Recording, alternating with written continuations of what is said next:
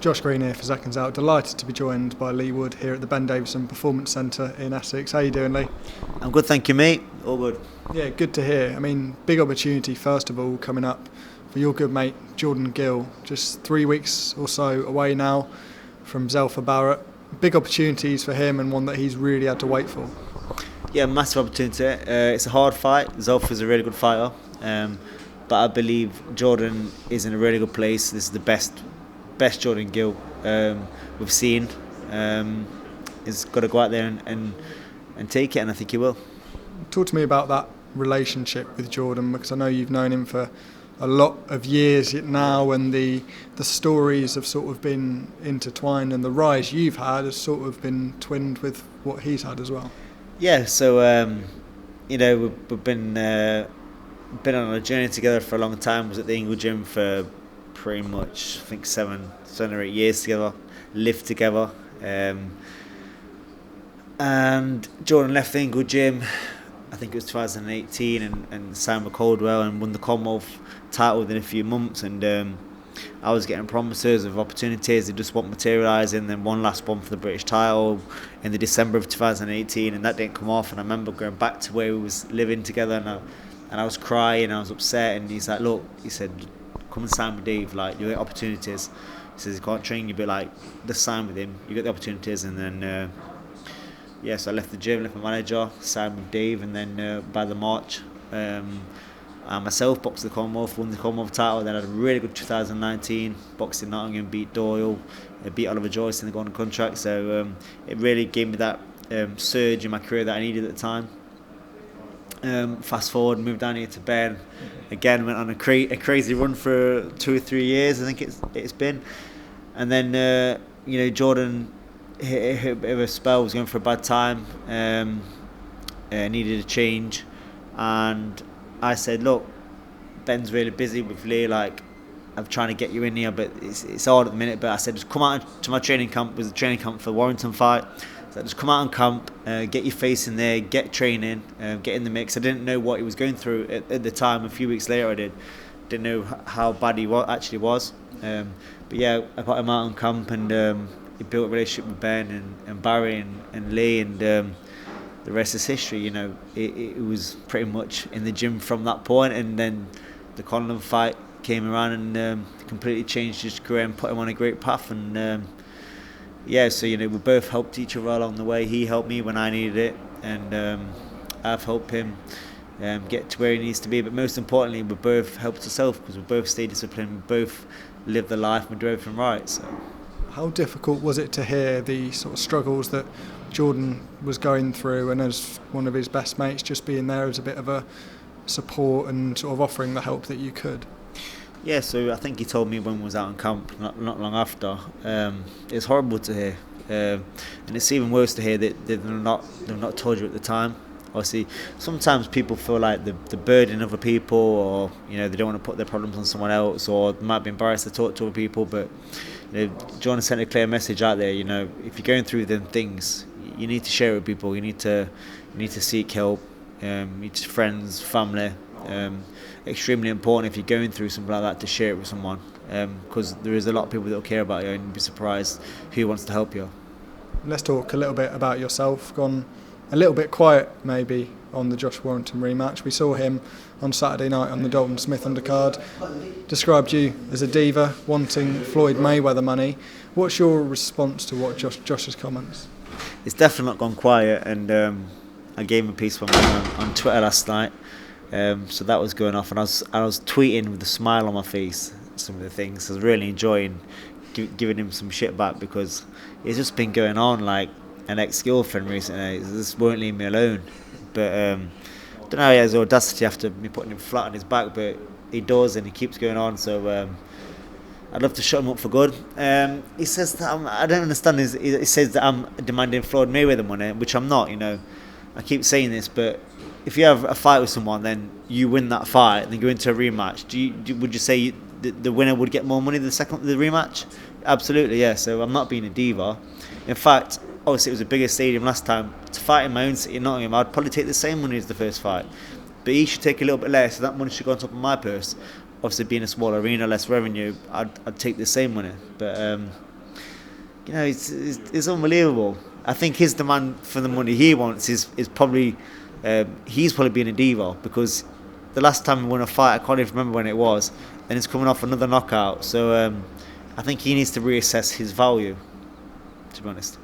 Your headspace at the moment, are you still in a headspace where that rematch happens or not?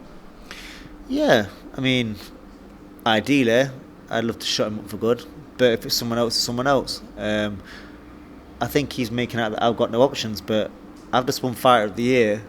I think someone needs to just give me a little tap, a little nudge, and just remind him that I've just won Fighter of the Year, and I'm still ranked number 1 on BoxRec, possibly even Ring Magazine 1 or 2. I've got a lot of options. There's a lot of champions out there I could fight.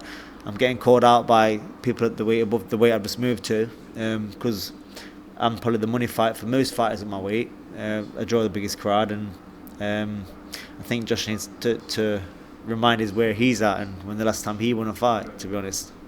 In terms of the weight, have we seen the last of you at 126? Is that the new weight we've moved up to now? Yeah, I think it's too hard for me to make. I think unless there was an unbelievable offer to make featherweight, I wouldn't really want it. But if someone said you can box for this world title and the Ring Magazine belt, and we'll give you this, I'd possibly think about it. But other than that, there's no way. Like, it's extremely hard to make. And I think once I'm made super featherweight, then there'll be no chance of going back. Your promotional situation as well, just talk to me about where you are with that. Are you currently exploring any other offers? I'm waiting for Matchroom to get back to me. Ideally, I started with Matchroom in my title fights and that, so ideally I'd like to finish with Matchroom. But I'm not going to sit around and wait. If they don't come to me with some offers and some numbers, then I'm going to have to explore other people, other promoters, and because, like I said, this from me time, I'm into my last year of fighting. I may only fight one more time. I may fight 2. I may fight 2 or 3 and get the 6-round fight, which would be ideal. But I'm taking it fight by fight, and I don't want to keep taking shots. I don't want to keep taking punches. I'm 35, 36 in August, but we'll see. I would struggle to retire without that 6-round fight without that happening, but we'll see. Is it a hard deadline for you, the end of the year, or is there any sort of possibility that we'll see you fight early next year? Yeah, it's fight by fight. I'd like to fight in summer first. Take it fight at a time. If I take it fight at a time, then there's no promises being made, and it's a lot more realistic for me to do it that way, fight by fight, as I've always done it, fight by fight, but without an end goal in sight. Now I can see a bit of an end goal in sight. It's like I may get there, I may not. So I'll just take it fight by fight and see where we're at each time. Busy time in the gym at the moment, especially this weekend, this Easter Sunday, with Fabio Wardley and Chris Congo out. Fabio first, how do you think he's going to get on against Fraser Clark? I think it's a hard fight. Obviously, they're all in hard fights, which is great for boxing at the minute because no one's getting give me fights. So I think Fabio could win by stoppage. I think he will have to weather a storm at times. Fraser's a really good fighter, but I'm backing Fabio to get the stoppage.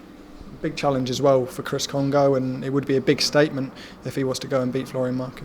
Yeah, for sure. It's a great fight, and Congo's definitely got the tools to do it, and he's took it very seriously. Look at the shape he's in. I think he could get it, and I'm backing my man to get the job done there as well. There's one man we haven't talked about in the gym at the moment. I'm sure you know who that is, Mr. Anthony Joshua.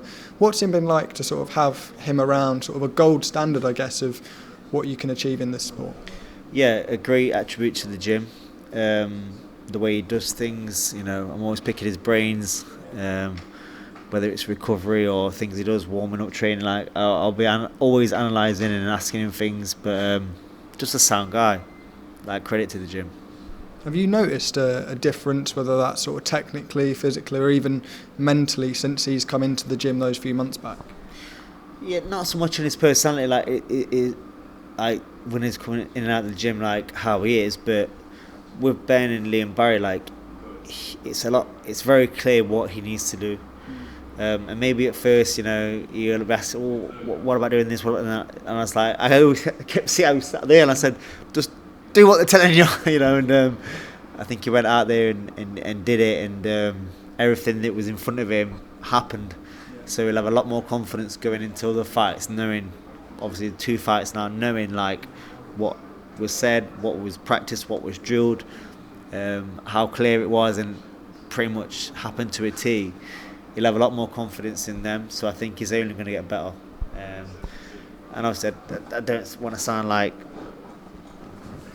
thinking. I don't want to sound like I'm pulling myself down, but like the level this gym has took me from and took me to, it's going to be crazy the level they're going to take him from and take him to. From what you've seen of him in the gym, does he look like a happy fighter, comfortable at the moment in the Davison gym? Yeah, I think he's loving boxing again. I think I can't speak for him, but there may have been a time when he might, like, everyone's digging him out on social media. You're a profile that big, you know, but you don't get results. People are just on you. So I think now he's getting that winning streak together, and not just a winning streak. You know, he's getting them performances that he once had, even better. I think is only going to get more confidence from them wins and go into bigger fights and get more victories. I'd like to say that he looks like he's enjoying boxing again. A lot of open doors now for Anthony Joshua after the win against Francis Ngannou. Filip Hrgović for the vacant title was mentioned. We've seen sort of Daniel Dubois could be in a fight with him on the 5v5 card. What do you see as a sort of logical route for AJ now? We all want to see the Fury fight, don't we? But yeah, I think either the Fury fight or the Usyk rematch, I think these guys down here are confident. His team are confident. They can pull that right for him. He wins the Fury fight now? Yeah. I don't think there's many that's going to beat Joshua with this team, to be honest. He's an ultimate professional. He lives a life. He's invested in the way they do things.